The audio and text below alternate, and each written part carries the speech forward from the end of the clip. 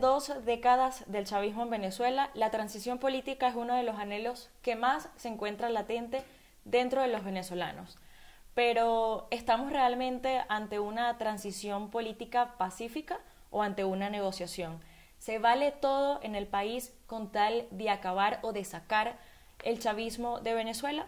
Eduardo Vitar, periodista, analista político, activista venezolano, nos responde. Eduardo, bienvenido. Gracias a ti por la oportunidad, Genesis. Mira, siempre ha ocurrido en Venezuela el tema del diálogo, el pacto, el acuerdo, la negociación y las elecciones.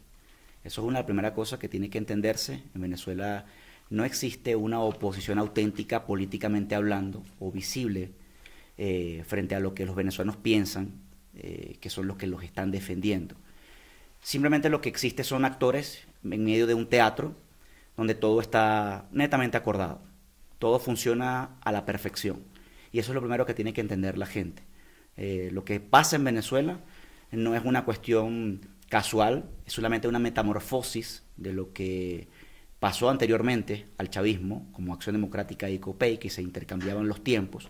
Y luego pasamos a esa transición que fue ese periodo inicial del chavismo y que nos llevó al año 2002, donde se generó una nueva nomenclatura, ¿okay? Esa nomenclatura de partido como dos bloques, ¿okay? El bloque del Partido Socialista Unido de Venezuela y luego la Mesa de la Unidad Democrática, como la conocemos hoy, una organización que tiene más de 20 años, para ser precisos, 26 años, siendo los que conducen los destinos del deseo de los venezolanos. Eso es la realidad de lo que tenemos hoy.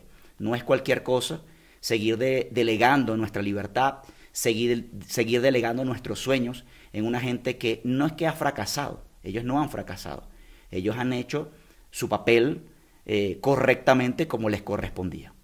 Ya el venezolano conoce que la oposición tradicional forma parte o ha participado en lo que ha sido mantener al chavismo en el poder, ¿no? Pero hemos visto como diferentes facetas y pareciera que hasta el momento ninguna ha funcionado. Tuvimos en una primera instancia a un Capriles Radonsky, sí. Tuvimos a un Juan Guaidó y ahora estamos en una María Corina Machado. ¿Cómo podemos hacer esa secuencia desde Capriles hasta la actualidad, puntualizando qué se ha hecho mal para que el cambio en Venezuela hasta el momento no se dé? Bueno, yo pudiera atreverme a irme mucho más profundo, como dice tu programa, ¿no? Recordemos cuando hubo la constituyente en el año 2000, para el año 2000, hubo unas elecciones, cuando Chávez convocó su nueva constitución en 1999. En el año 2000 hubo esa constituyente, recordemos que la constituyente es retroactiva, se renuevan todos los cargos en el ejercicio. Chávez se ganó 2 años libres, prácticamente, de gratis en el poder, convoca la nueva elección. ¿Y quién fue el candidato de la Mesa de la Unidad Democrática, antigua coordinadora democrática? Fue Francisco Rafael Arias Cárdenas, el candidato de la unidad, entre comillas, democrática. Entonces ya te das cuenta por ahí que no es que comenzó ayer el tema de tener un candidato ficticio que le haga el juego al reconocimiento o a la parodia de un choque que no existe. Luego en el año 2006, 6 años después de esa elección, tuvimos a Manuel Rosales. ¿Qué pasó en esa elección? ¿Cuáles eran las propuestas inclusive de Manuel Rosales? Manuel Rosales inclusive proponía en aquel momento la tarjeta minegra. Hoy es el carnet de la patria del chavismo. Son medidas y son actores totalmente socialistas. Por otro lado, 6 años después tenemos en el año 2012 a Enrique Capriles. Ganó la elección contra Chávez. Luego, en el año 2013, tienes de nuevo a Enrique Capriles. Ganó de nuevo la elección a Nicolás Maduro. Sabiendo a todas estas que Nicolás Maduro es ilegítimo en el cargo desde el inicio, porque a nosotros nos ocultaron que la muerte de Hugo Chávez no fue el 5 de marzo. La muerte de Hugo Chávez fue el mismo diciembre cuando se despidió y que dijo que votaran por Nicolás Maduro si le pasaba algo el día 8 de diciembre, que dijo eso, y muere el día 30 de diciembre en Cuba. Entonces, cuando tienes todo esto, puedes decir que desde el inicio Nicolás Maduro es ilegítimo e irregular en el cargo, porque violentó lo que la Mesa de la Unidad Democrática inclusive defiende como norma, que es la Constitución bolivariana, que yo no apoyo, porque eso es algo totalmente írrito, porque cuando la gente votó por eso, o cuando se discutió sobre ese tema, Hugo Chávez llevó adelante más de 12 reformas a la Constitución, que hoy es la Constitución de los venezolanos, supuestamente, pero que no es la Constitución que la gente votó. Por lo tanto, tanto Nicolás Maduro como la Constitución en el ejercicio son totalmente írritas. No se puede legitimar o no se puede seguir la corriente a una cosa llamada ley, norma, o ir a unas elecciones en base a esa regla, porque estás cometiendo una contradicción. Entonces, básicamente pasamos, como ya te lo dije, por estas fichas y llegamos a las fichas del año 2014, cuando ya toda esa oposición, que yo he llamado opoficción, llega a un punto de declive, de desgaste político. La gente comienza como a percibir que estos líderes no son ningunos líderes, que comienzan a traicionar esperanzas en aquel momento, sabiendo que habían ganado elecciones, y comienza otra parodia, la parodia del Congreso. La parodia del Congreso, donde nosotros no queríamos nada electoral después del año 2012-2013. Muchos venezolanos apoyamos a Capriles. Muchos venezolanos fueron y votaron en esa elección pensando que Capriles era un candidato verdaderamente auténtico, que estaba combatiendo al chavismo con garra, con fuerza, con entusiasmo, que tenía millones de personas en las calles, y cuando llegó el día de la elección, el día siguiente, el día 15 de abril, por ejemplo, nosotros fuimos víctimas de persecución. Mi casa fue asediada porque yo me fui de frente a la calle después del 14 de abril de ese mismo año donde hubo la elección. Pero luego tuvimos el 2014. El 2014 fue un año decisivo donde nos organizamos en diciembre del 2013 y con jóvenes del Táchira, con jóvenes de Anzoátegui, con jóvenes de Carabobo, con jóvenes de Caracas, nos organizamos irnos a las calles el 12 de febrero del 2014. Cuando nos fuimos a las calles en 2014, sufrimos una primera, vamos a decirlo así, de tantas cosas que pasaron. Sufrimos una gran operación por parte del régimen, usando la opoficción, para infiltrar las protestas, frustrarlas y llevarlas a menos, desarticularlas por completo. La protesta del 2014 no tenía nada que ver con los partidos políticos, no tenía que ver con la juventud de los partidos políticos. Las protestas del 2014 fueron organizadas por jóvenes totalmente rebeldes, por jóvenes totalmente de resistencia, por jóvenes que de verdad queríamos sacar al chavismo. Y en ese momento, mientras estábamos en la primera convulsión social de la primera semana, que nos matan a Basilda Costa, a Robert Redman y a otros compañeros que venían inclusive de los ataques en el Táchira de enero, nosotros vimos la primera articulación de fichas que no habían sido utilizadas anteriormente de la manera que fueron utilizadas en un nuevo escenario de convulsión social. Cuando te refieres a fichas exactamente de Me estoy refiriendo a 3 fichas principales: Leopoldo López, María Corina Machado, Antonio Ledesma. ¿Ok? Esa fue esa transición para entrar en tu pregunta, porque recordemos ese escenario. Porque ese escenario es clave para entender que el chavismo estaba cayendo. Por primera vez en la historia del chavismo, se comienza a posicionar internacionalmente que había una narcodictadura en Venezuela, porque fue el término que nuestra resistencia utilizó para llevar al chavismo a la calificación que verdaderamente merecía, que era ser una organización criminal, terrorista y además de eso usurpar el poder. Entonces lo que te quiero decir con esto, que todos han sido parte de este desastre, porque recordemos que no voy a sacar a María Corina de esa comparsa, porque recordemos que tuvimos la bancada 16 de julio. ¿De quién era la bancada 16 de julio? Del Partido 20 Venezuela. Y era la bancada que representaba a María Corina en el Congreso. Y que fue esa comparsa inclusive de sectores que nos dijeron y que nos inventaron aquella narrativa de que Henry Ramos Ayud nos iba a sacar a Maduro. Primer presidente del Congreso Democrático de Venezuela. Un congreso negociado. Porque mientras a Maduro se le llamaba narcorégimen, narcochavista, narcotirano afuera, el régimen le cedió el Congreso. El régimen pudiendo hacer fraude para matar la narrativa de que no era democracia en Venezuela, Él necesitaba mostrarse que había una cara democrática y dijo, mira, le entregué el Congreso a la oposición. Lo ganó democráticamente. ¿Y qué hicieron mientras tuvieron en sus manos el Congreso? Show, viste a Ramos Ayú sacando los cuadros del Congreso y todo el periodismo venezolano y toda esta gente que comparte el ideal socialista azul, porque hay un socialismo rojo y un socialista azul, vimos cómo se mostraban con euforia de que ahora sí, de que Ramos Ayú era el hombre. Llevaron a los venezolanos a pensar lo mismo que pensaron con Francisco Rafael Arias Cárdenas. Llevaron a los venezolanos a pensar que Ramos Ayú era un hombre como Rosales. Llevaron a Ramos Ayú a pensar que era un hombre como Capriles. Lo mismo están haciendo hoy, porque también nos hicieron lo mismo con el acuerdo del año para cada uno de los que se repartían en el Congreso con la presidencia. Porque después de Ramos Ayú tuvimos a Julio Borges. Y después de Julio Borges tuvimos a Barbosa. Y después de Barbosa tuvimos a Juan Guaidó. Y ya no tenían narrativa. No tenían narrativa. Y te voy a comentar algo acá que difícilmente nos dan la oportunidad de contar una cosa como esa. Nos tocó ir a la calle en el 2017 porque dijimos no vamos a salir más a la calle en 2015 ni en 2016. Apagamos todo.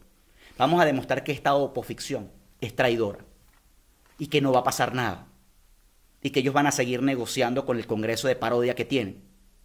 Y nos fuimos a la calle de nuevo en 2017. Pusimos 173 muertos en las calles. Más de 173 muertos en las calles. Nos tuvimos que tomar la ciudad capital. Nos fuimos de los Andes, de Anzoátegui, de todos los estados del país. Nos fuimos y nos tomamos la capital. Recuerdo aquella escena frente a la Carlota en 2017, donde inclusive le tumbamos las cercas y casi nos metimos en la Carlota. Y nos mandaron tanques y nos atropellaron, nos pasaron por encima, mientras la oposición seguía hablando de diálogos y de acuerdos con el chavismo. Lo que te quiero decir aquí es que nos tocó irnos de Venezuela a final del 2017 con unas calles totalmente frustradas, porque no logramos el objetivo por sus diálogos, por sus acuerdos, por sus pactos. Me voy al exilio en 2017, me voy con un plan, armar desde el exilio una fuerza que pueda desplazar al chavismo de verdad, de una manera auténtica, articulando un plan que corresponde al sector civil y al sector militar, porque hay que hacerlo así, sector civil y militar. Me voy a Brasil, y en Brasil, una persona como Bolsonaro, en el Congreso, cuando no era ni presidente, y su hijo era diputado también, escucha nuestro plan y nos preguntan qué es lo que hay que hacer. Y le digo a Bolsonaro en esa oportunidad, lo primero que hay que hacer es desconocer a Nicolás Maduro como presidente y a todo el chavismo como gobierno. En segunda instancia, hay que generar una rebelión en Venezuela. Hay que sacar al régimen por la fuerza y hay que conquistar la libertad. Y en tercera instancia, hay que hacer un gobierno especial de transición. Ocurrió un fenómeno muy importante que era que me había ido con Eduardo Bolsonaro el día 12 de febrero a Washington del 2019. Recuerda esta fecha. 12 de febrero del año 2019 viajo a Washington con Eduardo Bolsonaro, hijo del presidente Bolsonaro. Y estábamos a esto de lograr el apoyo efectivo para nuestra organización y para esta idea de constituir una fuerza cívico-militar para sacar al chavismo del poder. Cuando recibo una llamada en esas horas y me dicen, la Mesa de la Unidad Democrática está en Brasilia y tienen que moverse rápidamente a Brasilia porque están queriendo saber qué es lo que están haciendo en Washington. Y el día 17 de ese mismo año, 17 de febrero, 17 de enero, me voy con Eduardo Bolsonaro a Brasilia y nos reunimos en la Cancillería, en Itamaraty. ¿Quiénes estaban en la reunión? Carlos Vecchio, Julio Borges, Antonio Ledesma, Carlos Blanco, asesor de María Corina Machado, con quien tuve una discusión porque quería que yo dejara de hablar. Carlos Blanco me pidió cercenar mi derecho a expresarme para delegar mi vocería en Julio Borges y en Antonio Ledesma. Yo dije que no iba a hacer eso. Ellos salieron de ahí corriendo porque se enteraron de que el plan de la libertad de Venezuela iba por nuestra vía y que iban a reconocer a nuestra articulación política como la vía correcta para liberar a Venezuela y que iba a ocurrir un gobierno de transición con nuestro sector. Esto fue el 17 de enero del año 2019. ¿Qué ocurre el día 23 de enero del año 2019? Del día 17 de enero del año 2019 hasta el día 23 de enero del 2019 ocurre un fenómeno: la juramentación de Juan Guaidó como presidente interino en Venezuela. Esto no estaba en los planes de la Mesa de la Unidad Democrática. ¿De dónde sale Juan Guaidó? De nuestro plan. Ellos vieron una oportunidad en utilizar un artilugio que iba a ser posible, porque el gobierno de Trump y el gobierno de Bolsonaro iban a ver una posibilidad de cambio real a través de una gente genuina, y necesitaban crearnos un actor ficticio, joven, nuevo, desconocido, que nadie supiera quién era. Porque si nos hubiesen traído a María Corina en esa oportunidad, nadie la iba a apoyar. Si nos hubiesen traído a cualquier actor de la Mesa de la Unidad Democrática, visible, conocido, no lo hubiesen apoyado. Nadie hubiese ido a la calle. Necesitaban un actor nuevo que pudiera verse como un actor joven, que pudieran construir una narrativa disruptiva y que pudiera contar con además un argumento que necesitaba el chavismo. El chavismo sabía que había una conspiración militar. El chavismo sabía que estábamos trabajando con el sector militar de manera fuerte. Pero el chavismo, cuando preguntaba en los cuarteles quién estaba en contra del chavismo, todos los militares hacían silencio. Cuando decían quién estaba a favor, todos los militares levantaban la mano que estaban a favor. No había forma, porque la línea era mantenerse estoicos. Cuando pasó esto, vimos toda una cantidad de artilugios que se hicieron, y recordemos aquel 23 de febrero del año 2019, donde utilizaron inclusive al presidente Duque y a mucha gente que cayó en esta narrativa de meter camiones de alimentos por la frontera diciendo que iban a liberar a Venezuela. Y eso fueron millones de dólares.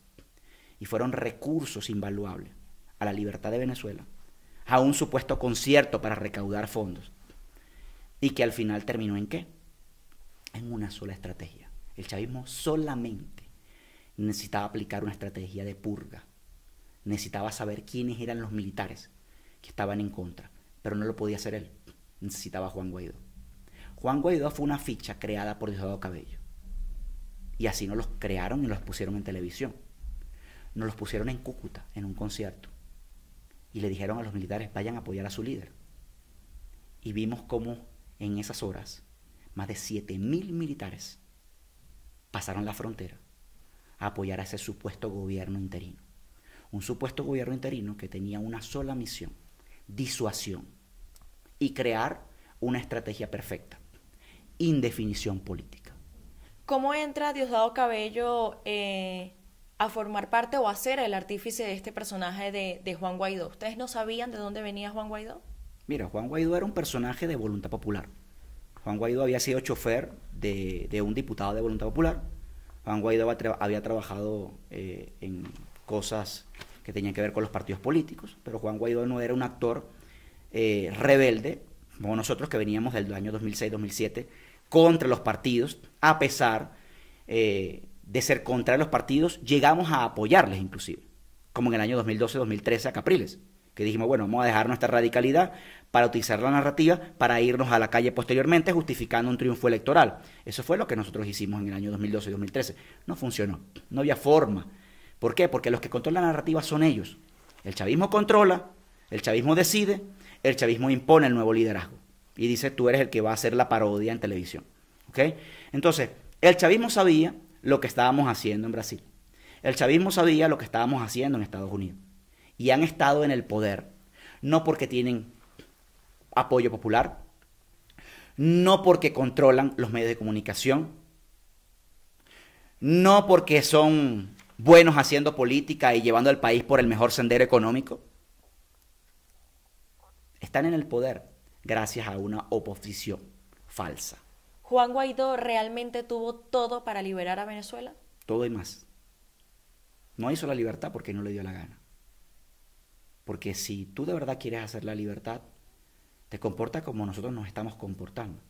Nosotros odiamos al chavismo, lo despreciamos por lo que es, por lo que representa, por cómo destruyó los cimientos de la sociedad venezolana. El chavismo deterioró la cultura venezolana, la deformó, la deconstruyó, con una intención: mantenerse en el poder. Entonces, no es posible que una persona que tenga el apoyo de 30 países, el cuento de los 30 países, ¿ok? Es el mismo cuento y artilugio de hoy de los 8 millones de votos y de las actas. Te mantienen con la ilusión de las actas y de los votos. Hay una sola cosa que tienen que entender los venezolanos: no nos interesan los votos ni las actas, porque los venezolanos somos mayoría. Los venezolanos que queremos ser libres somos mayoría. El chavismo es un esperpento, es un residuo de lo peor del venezolano. ¿Qué tiene de diferente este proceso a lo que se ha vivido antes y qué le garantiza al venezolano que no va a tener el mismo resultado? Solamente un maquillaje de escenarios que se diferencian en algún punto, pero siempre es lo mismo, ¿ok? Porque el cuento de las actas, que te lo pongo en la mesa, siempre ha existido.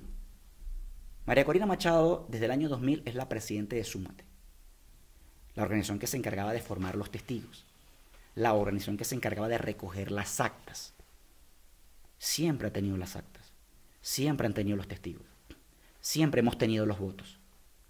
Solamente que en este momento era necesario mostrar un instrumento más mediáticamente creíble, ¿ok? En aquel momento todo el mundo sabía que Capriles ganó, por ejemplo, y que los votos estaban, pero no se usó el instrumento de las actas. ¿Por qué? Porque había una línea clara de que no era el momento de usarla. Pero O sea, y entonces, ¿para qué mover? Porque lo que está haciendo Estados Unidos, que ha sido muy claro en decir que van directo al cártel de los soles y reconocen a Diosdado Cabello y a Nicolás Maduro como los líderes principales de esta organización. Entonces, ¿para qué mover todo este tipo de maquinaria, de narrativas, como tú bien mencionabas, si al final no va a pasar nada? eso es una agenda del presidente Trump.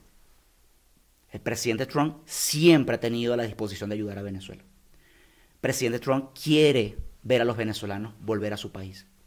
El presidente Trump, su administración, sueña con eso. Yo no he visto al presidente Trump, hasta el sol de hoy, el presidente Trump, hablando de la oposición venezolana como hablaba cuando al gobierno de Trump, de Guaidó. Ha visto la comunidad internacional al presidente Trump hablando de que la oposición venezolana es la oposición venezolana hoy, soltando dinero. Fíjense lo que pasó con la USAID, ese principal músculo económico que financiaba a la oposición venezolana, que le hacía financiar todo su aparato mediático, que montaron tanto en Venezuela como en Miami. Un aparato mediático poderosísimo que le hace a los venezolanos repetir todos los días que eso es lo que hay que hacer.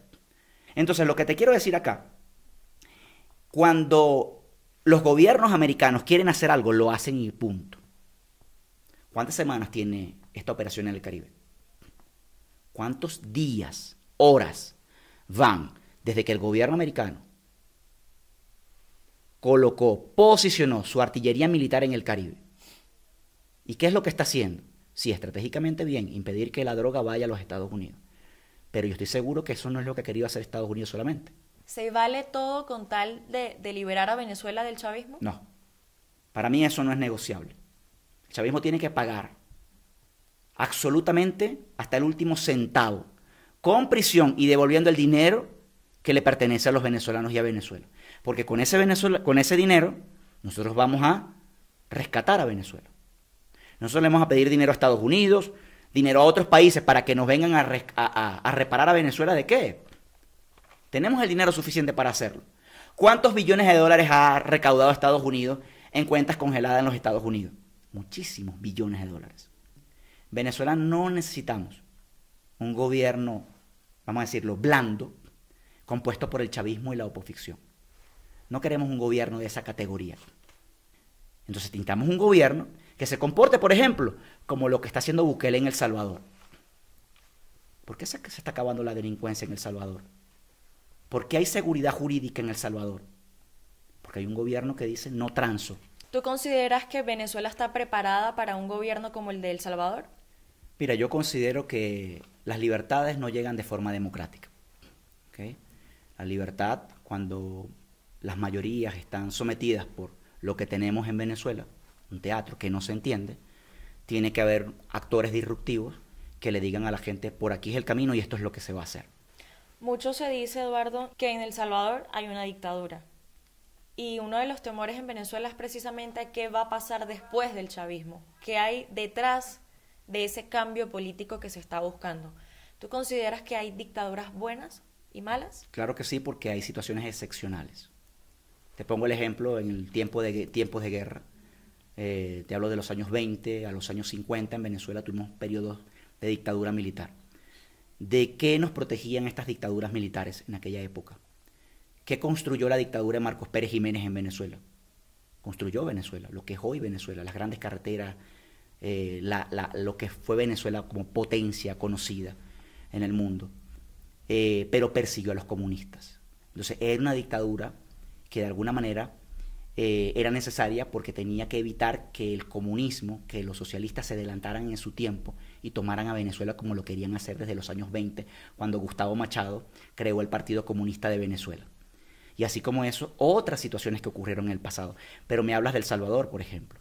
En El Salvador se vivió una situación totalmente drástica, con los criminales, con los narcotraficantes, con los asesinos que gobernaban, inclusive hasta de las cárceles como en Venezuela. ¿Okay?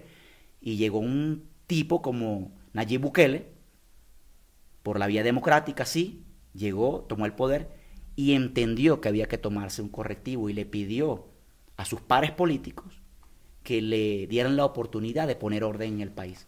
Y muchos de estos políticos, por tener rabo de paja, dijeron que no, que había que respetar los derechos humanos de los criminales. Y él dijo, no, hay que respetar los derechos humanos de la gente, porque la gente merece felicidad. Entonces, es un régimen especial.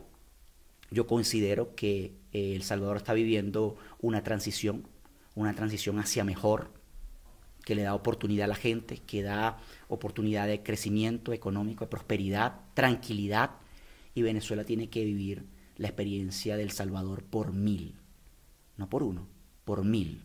Venezuela tiene que tener un Bukele multiplicado por 1000, porque la situación de Venezuela es mucho más drástica. Eduardo, muchísimas gracias por acompañarnos. Gracias a ti. Las puertas de Impacto Venezuela y de Venezuela en Profundidad siempre van a estar abiertas para generar este tipo de debates y reflexiones que ayudan, como tú lo mencionabas hace un momento, a concientizar a la población en esa transición que se busca para el país. Gracias. Gracias.